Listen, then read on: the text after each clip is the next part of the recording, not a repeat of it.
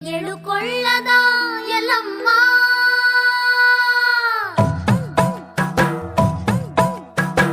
ಎಳುಕೊಳ್ಳದ ಎಲ್ಲಮ್ಮ ನಿನ್ನ ಕಥೆಯ ಹೇಳುತ್ತೀವಿ ಕೇಳಮ್ಮ.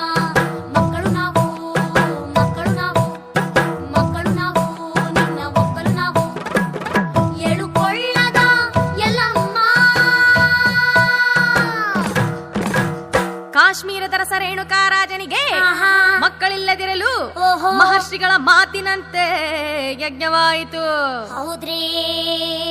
ಆಗ ಅಗ್ನಿಗರ್ಭದಿಂದ ಓಹೋ ಕಮಲದ ಪುಷ್ಪವೊಂದರಳಿ ಅರಳಿ ಜಗವೆಲ್ಲ ಬೆರಗಾಯಿತು.